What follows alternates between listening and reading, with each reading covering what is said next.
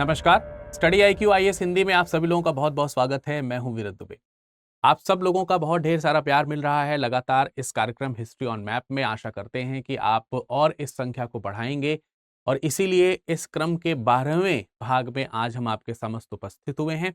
पिछले भाग में हमने पढ़ा था कि जो 16 महाजनपद हैं जो बुद्ध काल से संबंधित हैं, उन 16 महाजनपदों की भौगोलिक स्थितियां क्या थीं और उससे संबंधित जो महत्वपूर्ण तथ्य थे, जो आपको मुझे लगता था कि बताने चाहिए, वो मैंने आपको बताए थे।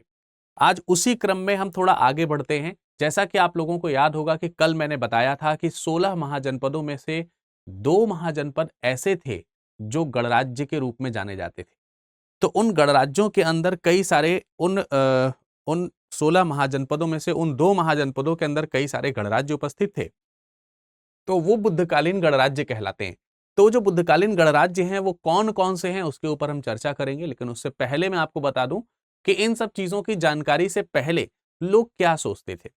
जैसे आप भी हो सकता है कि उन्हीं विचारकों में से एक हो, उसी तरीके का विचार रखने वालों में से एक हो। जैसा कि जब हम बात करते हैं कि प्राचीन समय में प्रशासनिक व्यवस्था कैसी थी, जैसे आज के समय की बात करते हैं, तो आज हमारे यहाँ जो प्रशासन है वो लोकतंत्र के अकॉर्डिंग चलता है। जो भी प्रणाली है, जो शासन की जो प्रणाली है, शासन की प्रणाली हमारे यहाँ लोकतंत्र के अकॉर्डिंग है। हम लोकतांत्रिक गणराज्य हैं। ऐसे गणराज्य जो लोकतंत्र के अनुसार चलते हैं।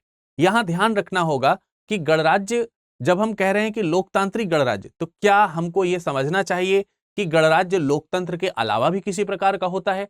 तो इसका उत्तर हमको प्राचीन इतिहास में मिलता है 6वीं शताब्दी ईसा पूर्व के गणराज्यों में। तत्कालीन गणराज्यों में और आज का जो गणराज्य भारत का है, उसमें मुख्य अंतर यही है कि हमारा वर्तमान जो गणराज्य है वो लोकतांत्रिक गणराज्य है। लेकिन ऐसा नहीं है कि गणराज्य पहले नहीं थे, पहले भी गणराज्य थे, परंतु वह पूर्णतः लोकतांत्रिक नहीं थे। तो फिर क्या थे, उसी के बारे में आज का हम डिस्कशन रखेंगे। परंतु उन गणराज्यों की लोकेशन क्या है, ये इस आज के डिस्कशन का मुख्य बिंदु रहेगा। पहले के समय में लोग यही सोचते थे कि प्राचीन भारत में केवल राजतांत्रिक प्रणाली थी, राजा ही हुआ करते थे। लोग गणतंत्र के बारे में भी इनफैक्ट नहीं सोचते थे।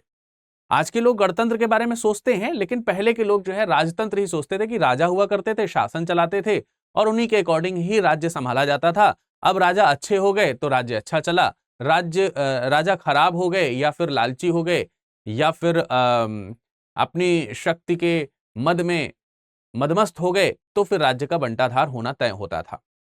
लेकिन हमेशा ऐसा नहीं है। कुछ समय पश्चात कुछ ऐसी खोजें हुई, कुछ ऐसे साक्ष्य मिले जिनसे गणराज्यों और संघ राज्यों का अस्तित्व जो है वो सामने आता हुआ दिखाई देता है। सबसे पहले 1903 में 1903 के आसपास एक हिस्टोरियन है, रिज डेविडिस नाम है, रिज डेविडिस।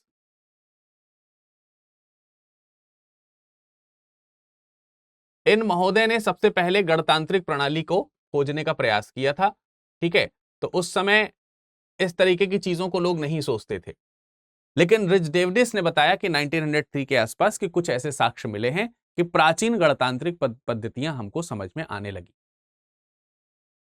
इसके अलावा कुछ प्राचीन ग्रंथ भी ऐसे थे जिसमें गणतंत्रों का उल्लेख मिलता था। तो ओवरऑल आपको समझ में आ रहा है कि हम आज बात कर रहे हैं गणतंत्र की। तो चलिए सबसे पहले टॉपिक यहां पर लिख देते हैं। ठीक है, हम बात कर रहे हैं 6वीं शताब्दी या 6th बिफोर क्राइस्ट को मैं सीधा 6वीं शताब्दी ईसा पूर्व ऐसे लिख दे रहा हूं। ठीक है, 6वीं शताब्दी ईसा पूर्व के गणतंत्र या गणतांत्रिक राज्य। तो बेसिकली आप इसको बुद्धकालीन गणतंत्र भी कह सकते हैं। इसको हम लोग बुद्धकालीन गणतंत्र के नाम से भी जानते हैं। तो बुद्ध के समय में किस प्रकार के गणतंत्र थे उसकी यहां पर चर्चा रहेगी। मैंने आपको एक तो ये बताया कि भाई इन्होंने थोड़े खोजें करी, इसके अलावा कुछ साहित्यिक स्रोत भी हैं हमारे पास। कुछ साहित्य हैं जिनमें गणतंत्र को स्वीकारा गया है। गणतंत्र, प्राचीन गणतंत्र, है ना, प्राचीन गणतंत्र का उल्लेख है। कुछ ऐसे भी हमको साहित्य देखने को मिलते हैं। जब इन साहित्यों की बात करते हैं तो इसमें एक जैन साहित्य है जिसका नाम है अवदान दशक, अवदान शतक। अवदान शतक में ऐसा कहा गया है कि मध्य भारत के कुछ व्यापारी थे जो कुछ समय पश्चात दक्षिण भारत में व्यापार के लिए गए। तो अवदान शतक इसका एक उदाहरण है। अवदान शतक, इसमें कहा गया कि उत्तर मध्य भारत के कुछ व्यापारी हैं जो कि दक्षिण में गए। ठीक है, ये व्यापारी कहां गए? ये दक्षिण में गए, दक्षिण भारत गए। और क्यों गए? व्यापार हेतु गए, स्वाभाविक सी बात है, व्यापार हेतु। तो जब ये व्यापार हेतु दक्षिण भारत गए तो दक्षिण भारतीय लोगों ने इन उत्तर भारतीय व्यापारियों से पूछा कि उत्तर भारत का शासन कैसा चलता है या उत्तर भारत में शासन की प्रणाली क्या है। तब व्यापारियों ने उत्तर दिया, केचित देशागणाधीना केचित द्रजा होना, अर्थात कुछ ऐसे हैं। इनका उत्तर क्या हुआ? इनका उत्तर हुआ कि कुछ जगहों पर गणराज्य एवं कुछ पर राजा का शासन है, तो इसके प्रथम भाग पर अगर हम गौर करें, कुछ जगहों पर गणराज्य है, केचित देशा गणाधीना, अर्थात कुछ देश ऐसे हैं, कुछ जगहें ऐसी हैं जो गणों के अधीन हैं। तो ये स्पष्ट करता है कि हां ऐसा है। तो ये अवदान सूत्र में व्याख्या जो इस प्रकार की कही गई है, ये बताती है कि भाई ये निश्चित रूप से कि इस प्राचीन समय में 6वीं शताब्दी ईसा पूर्व के आसपास में कई जगहों पर गणों का अधिराज्य था। इसी तरीके से एक और जैन साहित्य है आचारांग सूत्र, एक और मैं यहां पर लिख दे रहा हूं, आचारांग सूत्र की बात कर लेते हैं।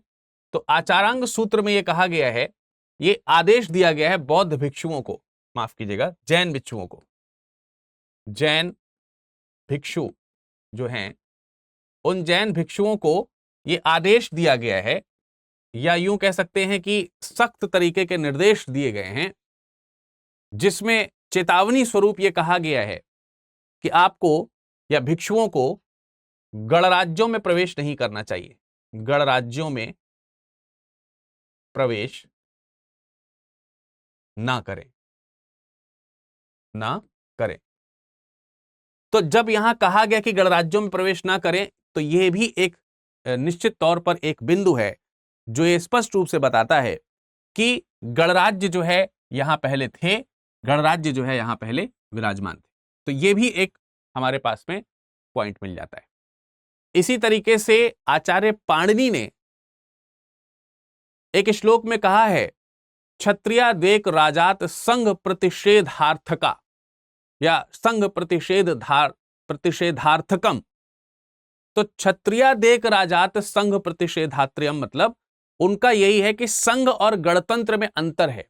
क्षत्रियों के देश और संघ के देश प्रतिषेधित हैं, एक दूसरे के विपरीत हैं, अंतर है, अलग है उसमें।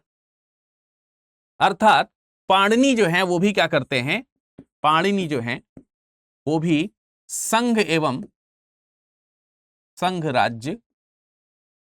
राज्य का मतलब गणतंत्र, इसी को बोला जा सकता है। तो संघ राज्य और राजा शासित राज्य जो है,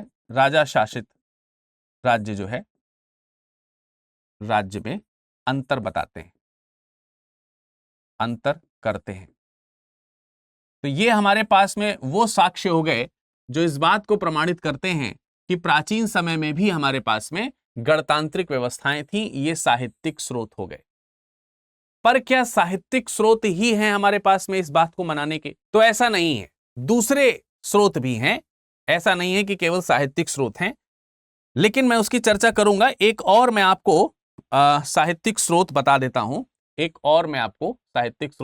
हूं, जैसे कि एक मैं आपको और साहित्यिक स्रोत बता देता हूं। जैसे आपने आचार्य चाणक्य के बारे में सुना होगा, निस्संदेह आचार्य चाणक्य के बारे में सुना होगा। तो आचार्य चाणक्य ने प्राचीन गणराज्यों को या प्राचीन राज्यों को दो कैटेगरी में डिवाइड किया है। और उनके अनुसार संघ दो तरीके के हैं। दो प्रकार के संघ राज्यों का उल्लेख उन्होंने किया है। एक है वार्ता शस्त्रोपजीवी, वार्ता शस्त्रोपजीवी,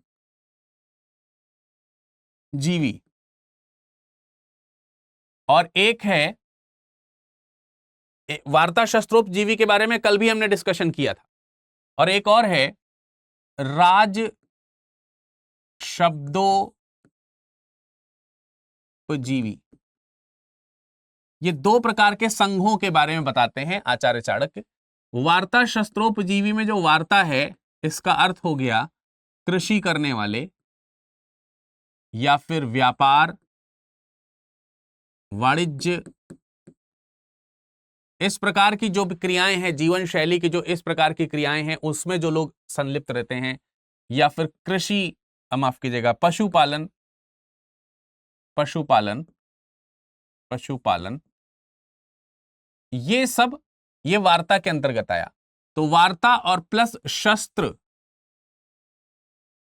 या अस्त्र शस्त्र जनरली इसको कहा जाता है, तो आप इसको अस्त्र शस्त्र लिख लें। अस्त्र शस्त्र पर जीवित, यानी जिनकी जीविका जो है या जिनका जीवन जो है वार्ता और अस्त्र शस्त्र से चलता है, वो वाला एक राज्य है। दूसरा उन्होंने बताया है राज शब्दोपजीवी, अर्थात राजा के अधीन, राजा के अधीन। तो राजा के अधीन का मतलब हो गया कि कोई राज्य ऐसा है जो राजा की उपाधि के अधीन शासन कर रहा है। राजा के अधीन का मतलब हो गया राजा की उपाधि, राजा की उपाधि के अधीन, उपाधि के अधीन, यानी कि एक राजा है उसकी उपाधि के अधीन जो है एक राज्य चल रहा है। तो ये दो तरीके के राज्य आचार्य चाणक्य ने बताए हैं, वार्ता शस्त्रोपजीवी और राज शब्दोपजीवी। इसके बारे में आप लोगों ने दो राज्यों के ऊपर गौर किया होगा। एक जो मैंने आप लोगों को सौराष्ट्र, जो कि कल बताया था, थोड़ा सा सौराष्ट्र वाला प्रांत है, और एक हमारा जो है कंबोज वाला हिस्सा है। कल कंबोज के बारे में मैंने आप लोगों को बताया था कि कंबोज को उन्होंने वार्ता शस्त्रोपजीवी कहा है, और कंबोज की लोकेशन भी कल हमने दिखाई थी, आप लोगों को याद होनी चाहिए। और जब हम राज शब्दोपजीवी की बात करते हैं तो राज शब्दोपजीवी में जैसे लिच्छवी है, वज्जी है, लिच्छवी, वज्जी, मल्ल, इस प्रकार के जो गणराज्य हैं वो सब यहां पर आते हैं। मद्र जो पंजाब वाला हिस्सा है। अब इसके अलावा अगर हम साहित्यिक स्रोतों के अलावा दूसरे स्रोत की बात करें तो पुरातात्विक स्रोत भी हैं, इसके पुरातात्विक स्रोत भी हैं।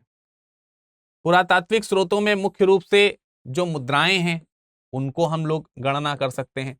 जनरली शासक जो होते हैं उनके अपने नाम की मुद्राएं होती हैं, तो वे अपने राजा अगर हैं तो अपने नाम से मुद्राएं चलानी चाहिए। लेकिन मलव है, यौधेव है, अर्जुनायक है, ये कुछ गणराज्य हैं। जैसे यौधेव की बात करें, यौधेव, तो इनके जो सिक्के हैं, इनके सिक्के पर राजा का नाम नहीं है, राजा का नाम नहीं है। तो राजा का नाम नहीं है, फिर भी इन सिक्कों पर राजा के स्थान पर गणराज्य जो हैं, गणों के नाम है, गणों के नाम, मतलब जो जिस गण से संबंधित है उस गण का यहां पर उल्लेख हमको देखने को मिल जाता है। तो बेसिकली हमको यह समझ में आ गया कि यार गणतंत्र थे, ये अब हमें बिलीव करना होगा, और आज भी हम गणतंत्र में रहते हैं। लेकिन यहां यह ध्यान रखना है कि प्राचीन भारत का जो गणतंत्र है वो आज के वर्तमान गणतंत्र से अलग है। हमने पहले ही कहा कि गणतंत्र जो है आज हमारा जो है वो लोकतांत्रिक गणतंत्र है। इसमें पावर जो है वो जनता के पास में, जनता सत्ता का स्रोत जो है वो जनता है। लेकिन प्राचीन गणतंत्र में मूलतः ये जो गणतंत्र हैं ये कुलीन गणतंत्र या अभिजात गणतंत्र के नाम से इनको जाना जाता है। मतलब आप इसको ऐसे समझिए, उदाहरण के तौर पर मान लेते हैं कि हमने कहा वैशाली के लिच्छवी गणराज्य की अगर हमने बात करी, उदाहरण के तौर पर हम कहें कि वैशाली का लिच्छवी गणराज्य, तो इसका मतलब क्या हुआ?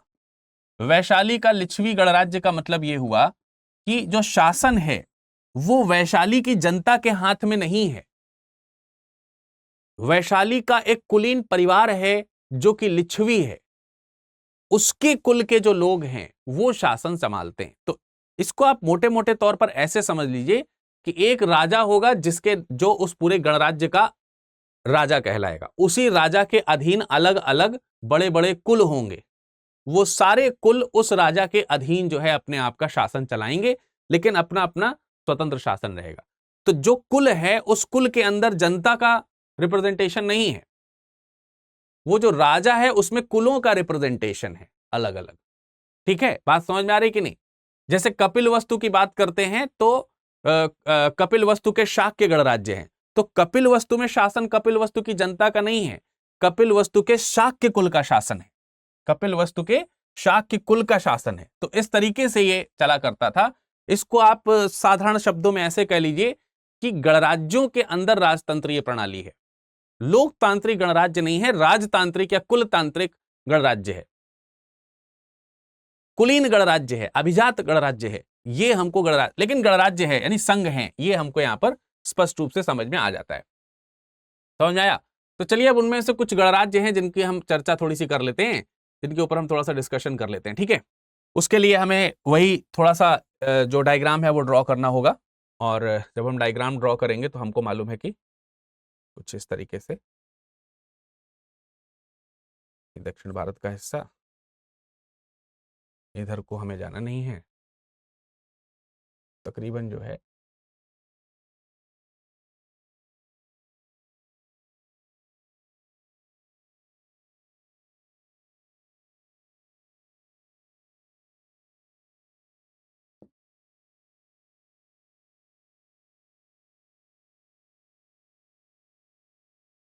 ये सिंधु नदी है।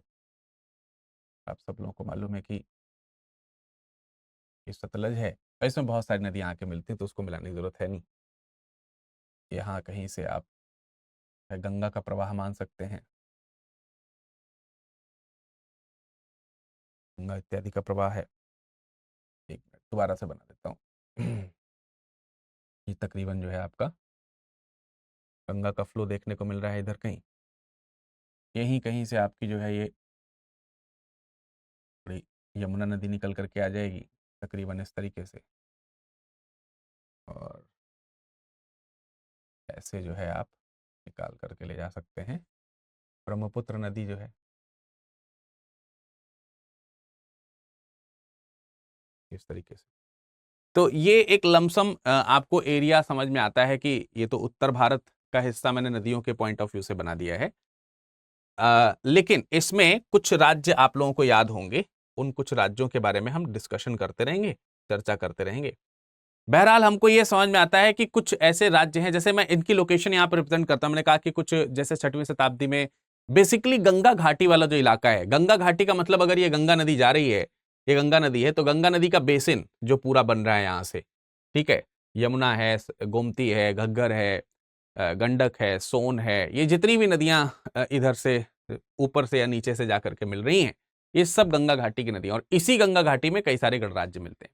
तो इनमें में से कई सारे जो गणराज्य हैं उसमें सबसे पहले मैं कपिल वस्तु के शाक्यों की बात कर लेता हूं। तो आपको ये तकरीबन जो नेपाल का तराई रीजन जो है उसमें यहां कहीं पे आपको मालूम है कि कपिल वस्तु है ना, कपिल वस्तु, यहां कहीं आपको कपिल वस्तु का शासन देखने को मिलेगा, राज्य देखने को मिलेगा।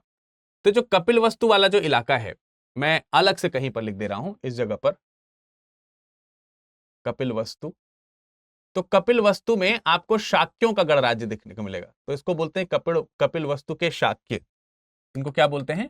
कपिल वस्तु के शाक्य बोला जाता है इनको। अब ध्यान से समझते भी चलेंगे हम लोग, और इसको लोकेट भी करते चलेंगे। तो कपिल वस्तु के शाक्यों के ऊपर सबसे पहले हमारा डिस्कशन रहेगा। कपिल वस्तु के शाक्य की बात करें तो इनकी राजधानी वही है, कपिल वस्तु है। शाक्य गणराज्य के लोकेशन के आसपास की अगर हम बात करें तो इसके उत्तर भाग में आपको हिमालय पर्वत देखने को मिलेगा। तो ये जो नॉर्दर्न प्लेस है यहाँ पर डेफिनेटली यहाँ पर कई सारे पर्वत श्रेणियां हैं इस तरीके से।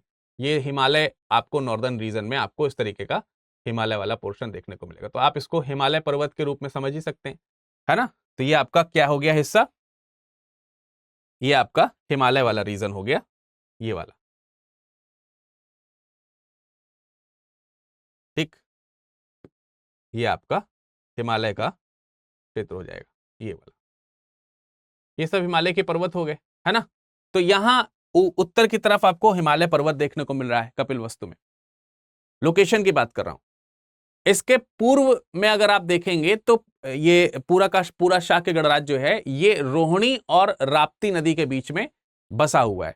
तो राप्ती नदी समथिंग आप देखेंगे तो इधर कहीं से, मतलब मान लेते हैं कि ये राप्ती नदी आकर के बह रही है, ठीक है।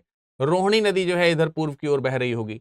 तो जो राप्ती नदी है, राप्ती, और जो रोहिणी नदी है, रोहिणी, रोहिणी, रोहिणी पूर्व में है और पश्चिम में और दक्षिण में ये आपका राप्ती जो जगह है ये लोकेशन में दिखाई देता है। तो इसके बीच का जो हिस्सा बसा हुआ है, इसके बीच में जो हिस्सा बसा हुआ है, यहां पर आपको कपिलवस्तु के शाक्य देखने को मिलते हैं। तो कपिलवस्तु के शाक्यों का जो लोकेशन है वो हमको समझ में आ गया कि भाई यहीं कहीं जो है आपके शाक्य कुल के लोग हैं। यहाँ पर शाक्य कुल के लोग हैं, कपिलवस्तु के शाक्य हमको यहीं पर देखने को मिलते हैं। इनकी वर्तमान स्थिति अगर देखेंगे तो मैंने आपको कल नेपाल में एक तिलौरा कोट जगह दिखाई थी। तो तिलौरा कोट आपको यहीं कहीं पर, आप मान लेते हैं कि सपोज ये वाला हिस्सा जो है आपका नेपाल का है, ये वाला हिस्सा अगर इतना नेपाल का है तो यहीं कहीं पर आपको तिलौरा कोट आपको देखने को मिलेगा। तिलौरा कोट, तिलौरा कोट, ये वाली जो जगह है इसके ऊपर शुरुआत में मान्यता रही कि ये वाला जो हिस्सा है ये कपिलवस्तु के शाक्यों का रहा होगा।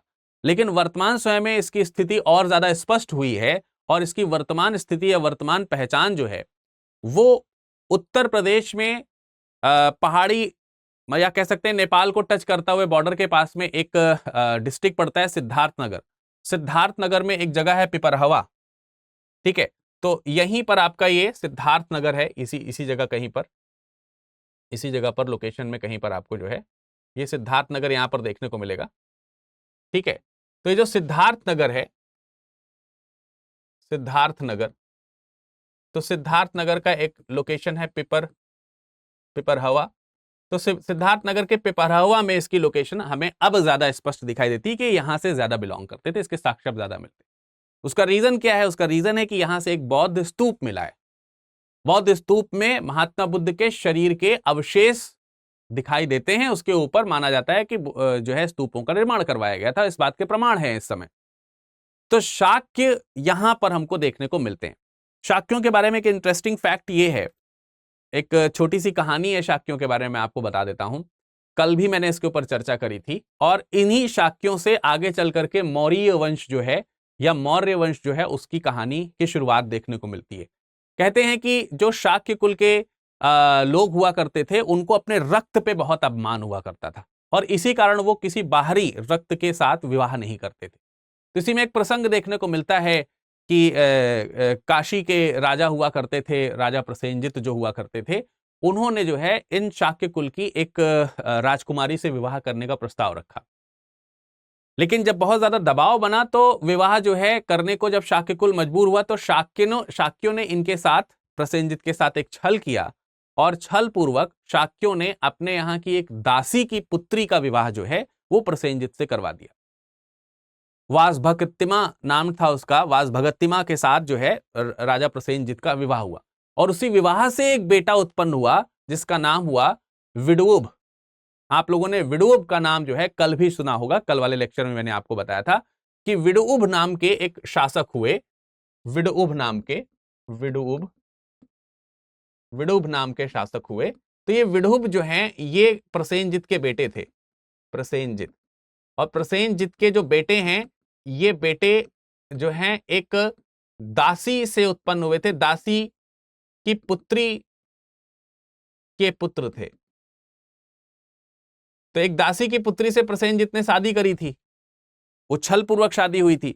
तो जब विडूब जो है बड़े होकर के अपने ननिहाल की तरफ जाते हैं तो ननिहाल में उनका बड़ा अपमान होता है और वो जो अपमानित हो जाता है, लोग उसको जो है दासी पुत्र कह करके बुलाते हैं। तो इससे विडूब जो है बहुत विक्षिप्त हो जाता है मानसिक रूप से और आक्रमण करने की शाक्यों के ऊपर पूरी तरीके से योजना बना लेता है और भयंकर आक्रमण करता है और शाक्यों को पूरा तहस नहस कर देता है, नष्ट कर देता है पूरी तरीके से। तो इन्हीं शाक्यों के ऊपर जो विडूब का आक्रमण है, उस आक्रमण में शाक्य नष्ट हो गए। कुछ शाक्य ऐसे थे जो बच करके यहां से भागे और भाग करके पिप्पली वन में जाकर के शरण ले लेते हैं। तो वो पिप्पली वन में मौर्य कहलाते हैं। वो उन्हीं को पिप्पली वन का मौर्य कहा जाता है, क्योंकि जहां पर जाकर के रुके वहां पर मोरों की कुहुक जो है वो सुनाई देती थी। यहाँ मोर वहां ज्यादा हुआ करते, तो इसलिए उनको पिप्पली वन का मौर्य कहा जाता है। और जब इस विजित सेना ने शाक्यों के ऊपर आक्रमण किया और जब वहां से लौटने लगे, तो लौटते समय जो राप्ती नदी है, मैंने आपको राप्ती के बारे में बताया, लौटते समय जब ये राप्ती नदी को पार कर रहे थे तो वहां पर बड़ी भयंकर जो है बाढ़ आ गई। अचिरावती कहा जाता है राप्ती नदी को। तो इसी बाढ़ में जो है ये इनकी जो सेना है, विडोब की जो सेना है, वो भी क्या हो गई, नष्ट हो गई। तो बाद में आपने देखा कि मगधों ने जो है इसके ऊपर शासन कर लिया। तो बेसिकली ये वाला जो रीजन है, ये कपिलवस्तु के शाक्यों का है लोकेशन। ये मैंने आपको एक पॉइंट बताया, एक राज्य बताया, एक गणराज्य बताया जो कि कपिलवस्तु के शाक्य के रूप में। ठीक है, अब इसके आगे एक और गणराज्य है जिसकी हम चर्चा कर लेते हैं। एक और गणराज्य है जिसकी हम चर्चा कर लेते हैं, दूसरे नंबर पर उनको लिख देंगे। और ये कौन है, केसपुत्र के कलाम।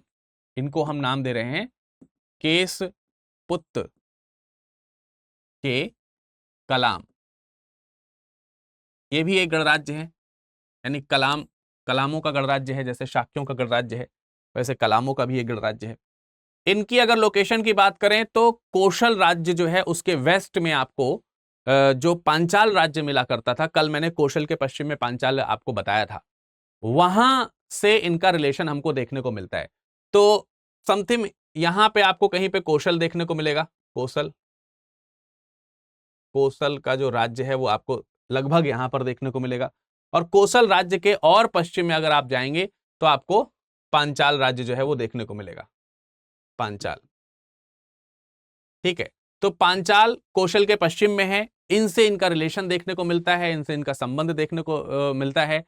आप लोगों ने ये समझना चाहिए कि इस स्थिति को देखते हुए ये समझ में आता है कि संभवतः जो कलाम है, केशपुत्र के जो कलाम हैं, ये केशपुत्र के कलाम कौशल राज्य की अधीनता को स्वीकार करते थे।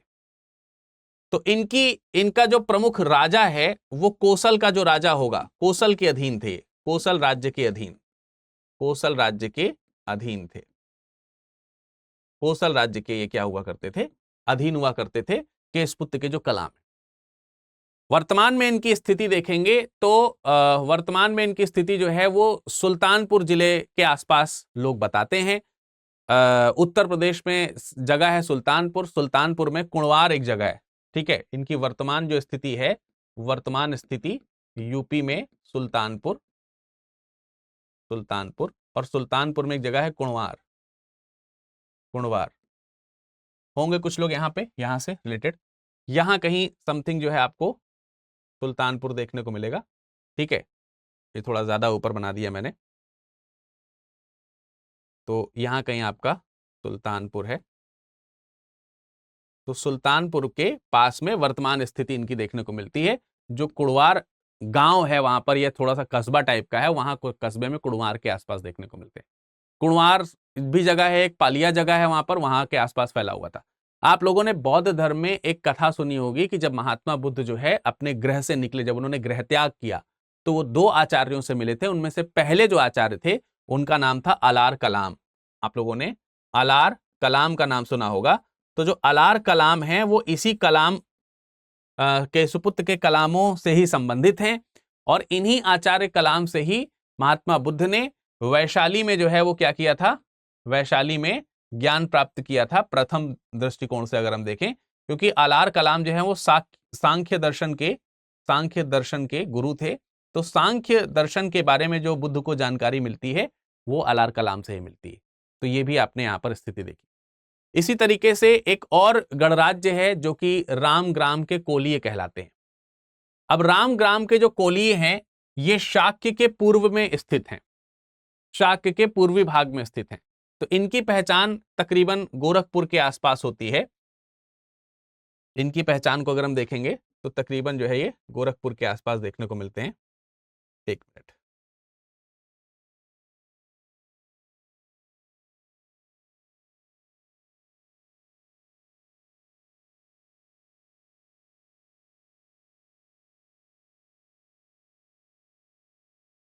ठीक है, और गोरखपुर जो है वो यहाँ कहीं मान लेते हैं कि इस जगह कहीं पे ये गोरखपुर है, गोरखपुर इस जगह कहीं पर आपको देखने को मिलती है। और ये स्थिति किसकी है? ये रामग्राम के कोलिये की है, रामग्राम के, रामग्राम के कोलिये। तो रामग्राम के जो कोलिये हैं वो ये तीसरे गणराज्य के रूप में आप इनको पहचान सकते हैं। 2 गणराज्यों की मैंने आपको यहां पर चर्चा करी है, और ये शाक्यों के पूर्व में इधर कहीं पर, मतलब इस तरफ इसकी कई लोकेशन है, पूर्वी दिशा में आपको इनकी लोकेशन देखने को मिलती है। तो गोरखपुर में एक जगह है रामगढ़ ताल, गोरखपुर में ही एक जगह है रामगढ़ ताल। तो वर्तमान में रामगढ़ ताल के आसपास इनकी लोकेशन देखने को मिलती है तत्कालीन समय की। और ये जो है मैंने आपको बताया कहां पे मिलेंगे, आपको शाक्यों के पूर्व में मिलेंगे। ठीक, शाक्यों के ये थोड़ा सा ईस्टर्न पोर्शन में आपको ये देखने को मिलेंगे रामगढ़ के कोलिये। सरयू नदी वहां से बहती है, और शाक्य और कोलिये जो वंश हैं दोनों के बीच से जो है ये जो रोहिणी नदी है, तो हमको इसको थोड़ा सा और पूरब की तरफ बनाना चाहिए था। अगर आप इसको समझ सकते हैं तो इसको थोड़ा सा और पूरब की तरफ मैं इसको हटा देता हूं। इसकी लोकेशन मतलब समथिंग आप यहां पे मान लीजिए कि ये है, यहां पे है, इस जगह पर। तो ये वाली लोकेशन जो है, आप जो लोकेशन है ये वाली, आप इसको ऐसे समझ लीजिए कि ये है। तो कहने का मतलब ये हुआ कि इनके पूर्वी दिशा में है, इतना तो स्पष्ट हो ही जा रहा है, इतना तो आपको दिख ही रहा है। मैं इसको इरेज कर देता हूं जिससे कि आपको कंफ्यूजन ना हो, है ना, जिससे कि आपको किसी प्रकार का कंफ्यूजन नहीं होना चाहिए।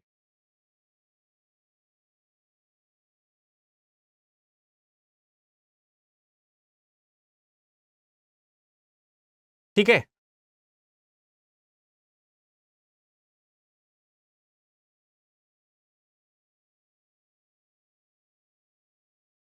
ठीक, तो ये मैंने आपको कंप्लीट कर दिया यहाँ पे दोबारा से।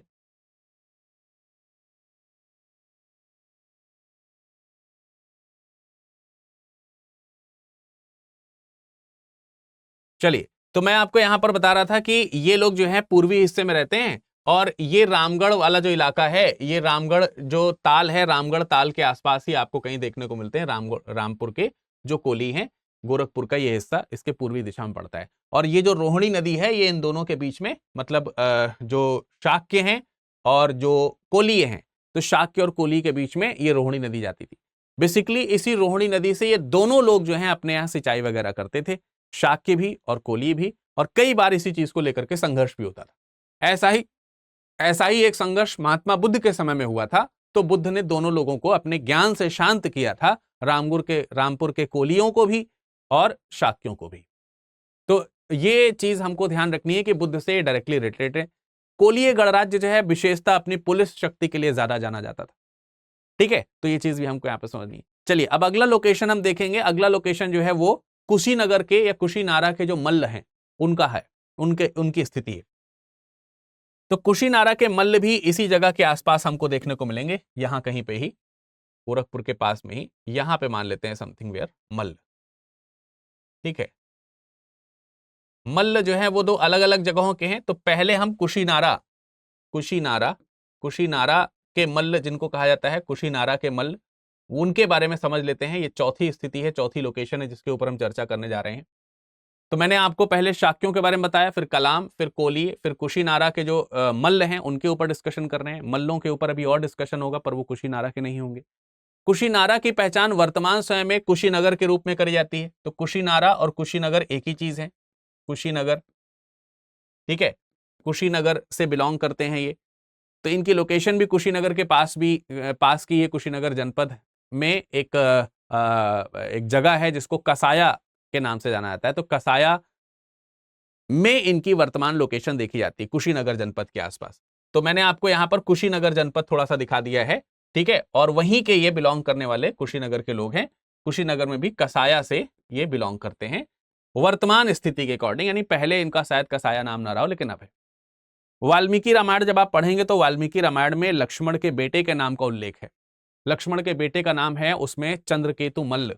ठीक है, तो जो लक्ष्मण के बेटे हैं, लक्ष्मण जी के बेटे हैं जिनका नाम है चंद्रकेतु, चंद्रकेतु मल्ल, तो इन्हीं चंद्रकेतु मल्ल के नाम से ये मल्ल राज्य जो है वो स्टैब्लिश हुआ है, ऐसा कहा जाता है।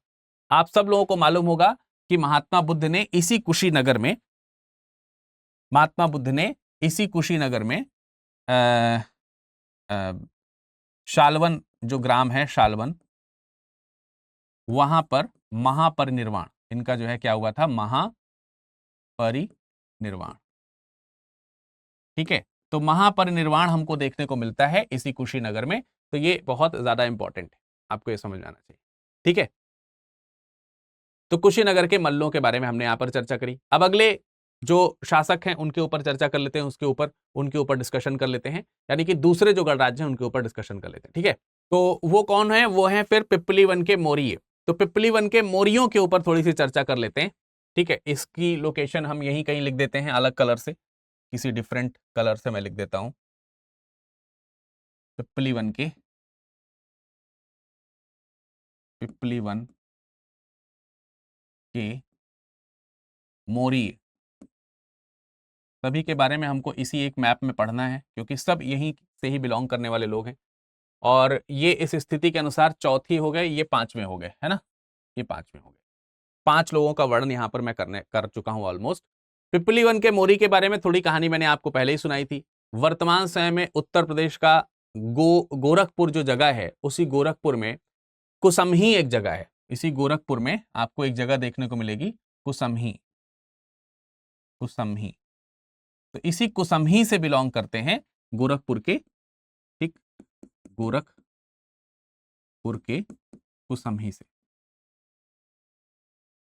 लेकिन कुछ लोगों का ये कहना है कि जिस समय जो है ये विडूअब ने आक्रमण किया था, तो शाक के यहाँ से भाग करके पहले हिमालय की तलहटी में गए, फिर वहां से थोड़ा स्थानीय जगहों पर आए, मैदानी इलाकों में आए, मैदानी इलाकों में ऐसी जगह पर आकर के बसे जहां पर मोर जो है, मोरों की संख्या बहुत ज्यादा पाई जाती थी। मोरों की कूक के कारण ही, उनकी कूक की वजह से, उनकी आवाज की वजह से ये जगह मोरों की आवाज से गूंजता रहता था, इसी वजह से इनको पिप्पली वन का मौर्य कहा जाता है। तो मौर्य इसी वजह से जाने जाते हैं। और ये एक अच्छी बात है कि इस आक्रमण का जो उल्लेख है वो महावंश टीका में आपको देखने को मिलता है। तो आपको यहां पर ध्यान रखना है, महावंश टीका का नाम, महावंश टीका। महावंश टीका बताती है कि विडूअब ने क्या किया था, विडूअब ने क्या किया था, आक्रमण किया था। और इसी आक्रमण से जो शाक्य हैं, वो शाक्य भाग करके कहां आए, ये पिप्पली वन आए, पिप्पली वन आए। और यहां पर पिप्पली वन के ये क्या कहलाए, मौर्य कहलाए। मौर्य क्यों कहलाए वो मैंने आपको बता दिया। तो ये 5वीं लोकेशन थी जिसके बारे में आपने जाना। इसी तरीके से एक हमको और जगह मिलेगी, सुमसुमार गिरी पर्वत है एक, या सुमसुमार गिरी उसको कहा जाता है, सुमसुमार पर्वत कहा जाता है। सुमसुमार के भग्ग, जो कि आपको मिर्जापुर जो जगह है वहां पर देखने को मिलेगी। मान लेते हैं यहां कहीं पर आपको मिर्जापुर जगह देखने को मिल रही है, ये इलाहाबाद से आगे ही आपको यहीं कहीं पर मिर्जापुर देखने को मिलेगा। ठीक है, मिर्जापुर, ये मिर्जापुर लोकेशन है। इसी मिर्जापुर लोकेशन में आपको सुमसुमार गिरी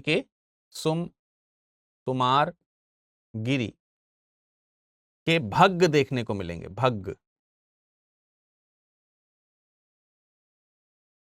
सुमसुमार गिरी के भग्ग देखने को आपको मिलेंगे। वर्तमान स्थिति मिर्जापुर के पास में एक चुनार जगह है, चुनार गढ़ आप लोगों ने सुना होगा, तो मिर्जापुर में ही चुनार जगह है, वहां चुनार के आसपास जो है इनकी लोकेशन देखने को मिलती है। ठीक है, और विंध्याचल पर्वत के पास में ही बसा हुआ यह क्षेत्र है। वहां से सोन नदी है, दक्षिण की ओर से आती है, गमुना नदी है, वहां से आती है। तो उसके बीच का ये स्थान जो है कहलाता है चुनार का इलाका। बहुत सारे लोग जो है इसको वत्स महाजनपद के अधीन बताते हैं कि ये जो राज्य है ये वत्स महाजनपद के अधीन रहा होगा। और इसके एक शासक हुआ करते थे जिनके राजा का नाम था वत्सराज। तो वत्सराज का एक बेटा था जिसका नाम था उदयन। उदयन के बेटे यहीं से बिलोंग करते थे। ठीक है, वत्सराज उदयन का जो बेटा है, वत्सराज उदयन का बेटा जो है, उसने क्या किया था, महात्मा बुद्ध से दीक्षा ग्रहण करी थी, या यूं कह सकते हैं उसने शिष्यता ग्रहण करी थी। तो वो यहीं से करी थी। उनका नाम था बोधि कुमार। उनका नाम क्या था? बोधि कुमार। तो बोधि कुमार ने यहीं पर बुद्ध से क्या किया था, इसी जगह पर बुद्ध से शिक्षा या दीक्षा जो है या शिष्यता जो है वो ग्रहण करी थी। तो ये आपका सुमसुमारगिरी पर्वत है, या सुमसुमारगिरी के पास में बसा हुआ जगह है। ऐत्रेय ब्राह्मण में भी इसकी व्याख्या मिलती है। ऐत्रेय ब्राह्मण में एक शब्द यूज होता है, भर्ग। भर्ग ऐत्रेय ब्राह्मण में, ऐत्रेय जो ब्राह्मण है उसमें एक शब्द इस्तेमाल होता है, भर्ग। तो उसी भर्ग से ही भग्ग नाम निकला होगा, ऐसा माना जाता है।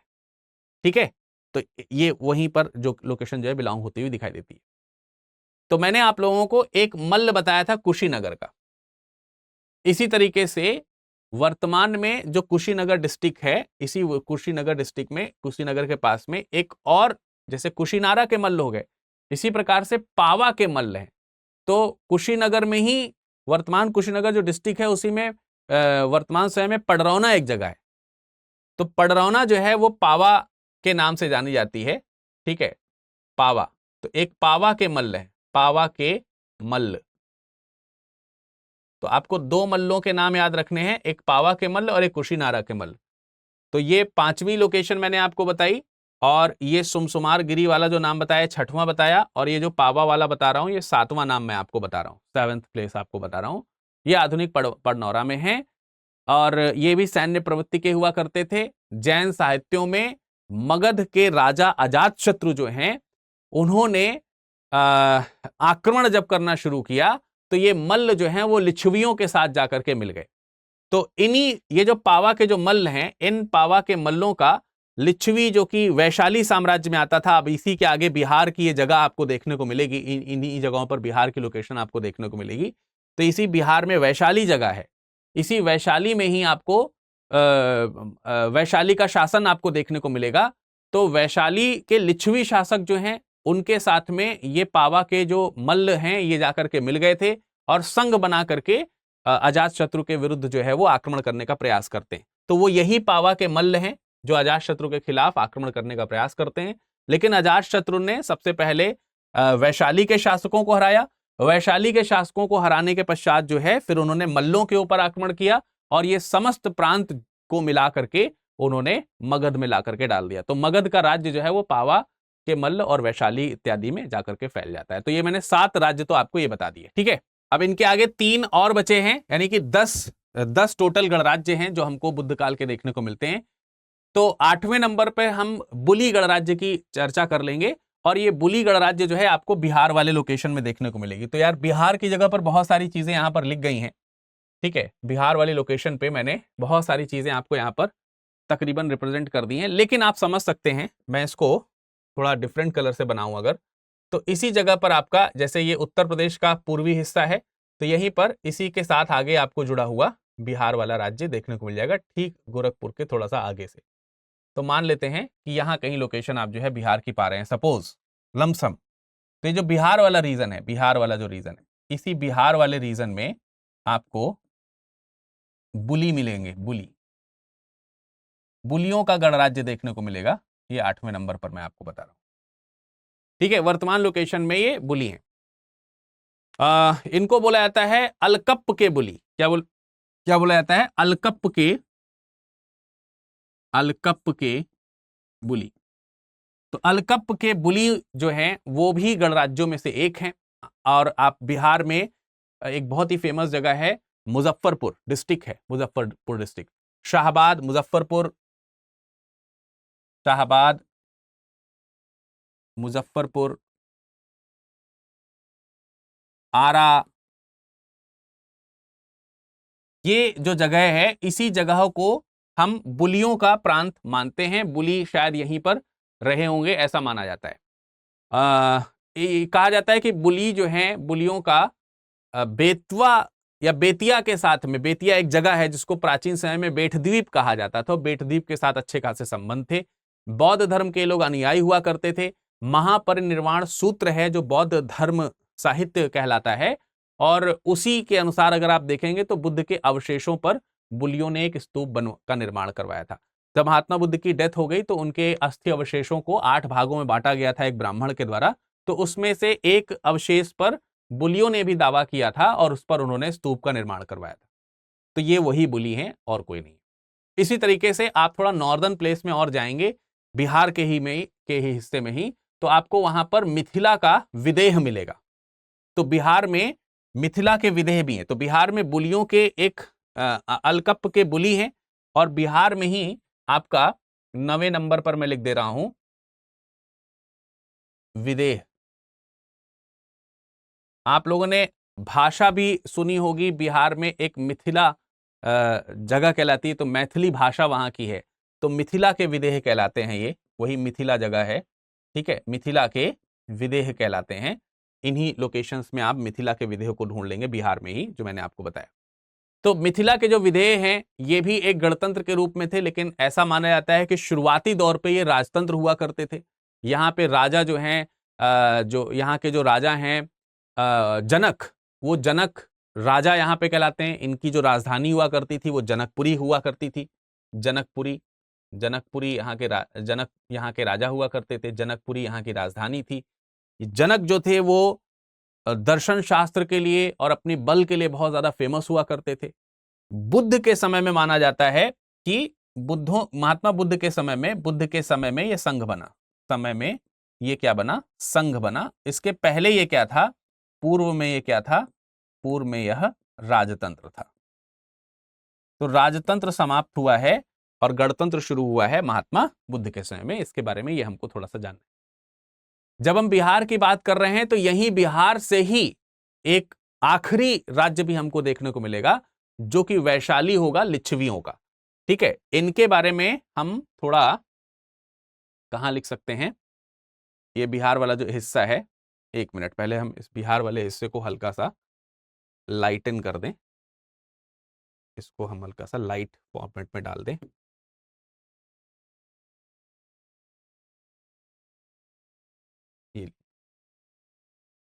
ठीक है, और ये वाली जो तकरीबन बिहार की लोकेशन है, इसी लोकेशन पे हम चर्चा करेंगे।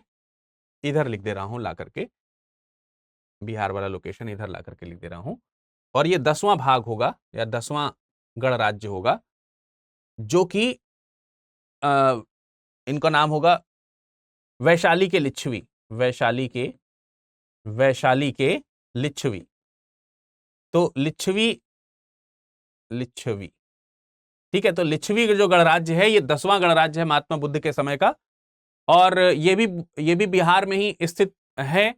मुजफ्फरपुर जो जिला है, ये वाला इलाका जो मैंने आपको बताया था, मुजफ्फरपुर वाला प्रांत, वहीं पर ही मुजफ्फरपुर के आसपास आपको ये वैशाली प्रांत देखने को मिलेगा। वैशाली वर्तमान समय में एक अलग डिस्ट्रिक्ट भी है बिहार में, और वहीं पर एक जगह पड़ती है बसाड़। ठीक है, जो लोग बिहार से होंगे उनको पता होगा शायद। ठीक है, तो यहीं पर एक राजा हुआ करते थे, चेतक। इसकी एक कहानी भी मैं आपको बता देता हूं। राजा चेटक या चेतक नाम से एक राजा हुआ करते थे। यही राजा चेटक हैं जिनकी एक बहन हुआ करती थी जिनका नाम था त्रिशाला। इनकी एक बहन थी जिनका नाम क्या था? त्रिशाला। और ये जो त्रिशाला हैं, यही त्रिशाला भगवान महावीर की माता हैं। और यही राजा चेटक की एक बेटी है जिसका नाम है चेलेन्ना या छलना, कहीं कहीं लिखा रहता है छलना। तो चेलेना या छलना, ये जो बेटी है, ये राजा चेतक की बेटी है। इन्हीं से बिंबिसार का विवाह हुआ था। जब आप देखते हैं हर्यक वंश अपना राज्य प्रसार कर रहा होता है, तो उसमें जो बिंबिसार हैं, जो पहले प्रमुख राजा के तौर पर जिनको जाना जाता है, उन्होंने मैट्रिमोनियल पॉलिसी अपनाई थी, यानी कि वैवाहिक स्थितियां अपनाते हुए राज्य का प्रसार किया था। तो उन्होंने राजा चेतक की बेटी छलना से विवाह किया था, और इनको एक बड़ा सा राज्य जो है राजा चेतक ने फिर दहेज स्वरूप दिया। समझ में आ रहा है कि नहीं आ रहा है? काफी सुरक्षात्मक, सबसे बड़े राज्य के तौर पर बुद्ध काल में अगर हम देखें, सबसे बड़ा, सबसे संपन्न, सबसे सुरक्षित अगर कोई गणराज्य है तो वो लिच्छवी है, वैशाली का। जिसके बारे में कहा जाता है कि 3 तरफ से ये दीवार से या किसी भित्ति से घिरा हुआ था, यानी काफी ज्यादा सुरक्षित था। एक जातक है जिसको हम लोग एकवर्ण जातक कहते हैं, तो एकवर्ण जातक में इसकी सुरक्षा स्थितियों के बारे में वर्णन किया गया है। तो माना गया है कि लिच्छवी जो है वो 3 तरफ से दीवार से घिरा हुआ करता था। तो ये वो प्लेस है, ये वो स्थल हैं जिनके बारे में मैंने आपको यहां पर जानकारी दी। काफी कुछ लिख गया है एक ही जगह पर, तो ध्यान से देखिएगा। 10 के 10 राज्यों के बारे में मैंने डिस्कशन किया है, जिसमें पहले कपिलवस्तु के शाक्य हैं, दूसरे में केशपुत्र के कलाम मैंने आपको बताए थे, तीसरे में रामग्राम के कोलिये मैंने आपको बताए, चाक्यों के पूर्व में जिनकी स्थिति थी। चौथे में कुशीनगर के मल्ल बताए, मल्ल मैंने आपको पावा के भी बताए थे। तो चौथे के बाद 5वीं स्थिति मैंने पिपली वन के मोरियों की बताई है। 6वीं स्थिति आपको यहां पर सुमसुमार गिरी के भग्ग की दिखाई दे रही है। 7वीं स्थिति वही पावा के मल्लों की है। 8वें 9वें और 10वें तीनों जो है मैंने ग्रीन कलर से बिहार के लिए लिखे हुए हैं। 8वें में अलकप्प के बुली हैं, 9वें में मिथिला के विदेह हैं और 10वें में आपको वैशाली के लिच्छवी गणराज्य के बारे में मैंने आपको बताया। तो आई होप कि आपको ये सारे के सारे पॉइंट्स जो हैं वो ठीक तरीके से समझ में आए होंगे। आपने इनकी मैपिंग भी ठीक तरीके से करी होगी। थोड़ा और अच्छे से आप मैपिंग कर सकते हैं, क्योंकि जगहों को मैंने कल भी डिस्कशन किया था। तो 2 मैप बना करके 2 भागों में 5 राज्य एक में दिखाइएगा, 5 राज्य दूसरे में दिखाइएगा, तो आपको आसानी हो जाएगी। वीडियो को पॉज करके रिवाइज करके बार बार देखने का प्रयास कीजिए, नोट्स बनाइए। इससे अच्छा मौका आपको नहीं मिलने वाला है निःशुल्क तौर पर। हाँ, ये जरूर मैं आपसे कहना चाहूंगा कि आप विधिवत पढ़ाई करना चाहते हैं तो हमारे फाउंडेशन बैच से जरूर जुड़ें। P2I फाउंडेशन बैच हमारा शुरू हो चुका है। सुबह 8 बजे एक बैच शुरू हुआ है। हाल ही में 23 अक्टूबर से, ज्यादा दिन नहीं हुए हैं। अधिक से अधिक आपकी एक क्लास छूटी होगी, संभवतः वो भी नहीं, क्योंकि अभी कुछ ओरिएंटेशन प्रोग्राम्स उसमें चल रहे होंगे। आपको क्या करना है, आपको वेबसाइट विजिट करनी है, या फिर आप विजिट कर सकते हैं हमारा जो एप्लीकेशन है उसको डाउनलोड करके। उन दोनों में आप कोर्स को सेलेक्ट करेंगे, उसमें हिंदी कोर्स आएगा, हिंदी कोर्स को सेलेक्ट कर सकते हैं। जब आप कोर्स सेलेक्ट करेंगे तो बाय नाउ का ऑप्शन आएगा, ठीक है। बाय नाउ का जब ऑप्शन आएगा तो वहां पर आपके लिए कुछ ऑफर्स अवेलेबल होंगे। अवेलेबल ऑफर्स पे जब आप क्लिक करेंगे तो कुछ ऑफर्स ऑलरेडी उसमें दिखाएगा। आई सजेस्ट कि आप उनमें से किसी भी ऑफर को ना चुने, बल्कि उसकी जगह पर उन्हीं ऑफर्स में एक ब्लैंक स्पेस भी आ रहा होगा, बॉक्स टाइप का, जिसमें कह रहा होगा कि आप कूपन कोड यहाँ पर डालें। तो इस कूपन कोड वाली जगह पर आपको जस्ट विरद लाइव कोड इस्तेमाल करना है। इससे आपको जो मैक्सिमम डिस्काउंट है वो मिल जाएगा। इससे ज्यादा डिस्काउंट किसी भी दूसरे ऑफर में अवेलेबल नहीं है, इसलिए फैकल्टी कोड का ही इस्तेमाल करें। और आप अपनी सुविधा के अनुसार सिल्वर, गोल्ड या प्लेटिनम में एडमिशन ले सकते हैं, ठीक है। 18 महीने, 30 महीने और 42 महीने की वैलिडिटी का ही इसमें अंतर है, बाकी सारी चीजें आपको सेम मिलेंगी तीनों स्ट्रक्चर में। तो आप कितने दिन के लिए परचेज करना चाहते हैं ये आपके ऊपर है। परचेज करने में किसी प्रकार की आपको कोई प्रॉब्लम आ रही हो तो आप हमें यहां पर संपर्क कर सकते हैं। हमारा ये इंस्टाग्राम है virad.dube के नाम से। इसी नाम से आप हमें टेलीग्राम पे भी सर्च कर सकते हैं, या फिर टेलीग्राम में सीधा आप हमें ये जो लिंक है इस लिंक को टाइप करिए t.me/viraddube01। इस पे भी आप जाकर के टेलीग्राम से जुड़ सकते हैं। दोनों एक ही टेलीग्राम है। सिंपल होगा कि आप टेलीग्राम में virad.dube के नाम से सर्च करें। इनफैक्ट आपको जो पीडीएफ है इस लेक्चर की, वो पीडीएफ भी आपको यहीं पर मिल जाएगी। एडमिशन लेने में कोई प्रॉब्लम है तो आप हमसे यहीं पर डिस्कशन कर सकते हैं, हमसे बातचीत कर सकते हैं। और एडमिशन लेने के बाद अपने एडमिशन का स्क्रीनशॉट हमें जरूर शेयर करें, जिससे कि हम आपके कोर्स को तुरंत एक्टिवेट करा सकें।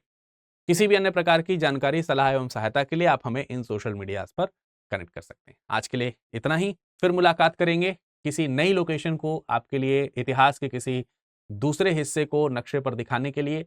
तब तक स्वस्थ रहिएगा, मस्त रहिएगा। धन्यवाद।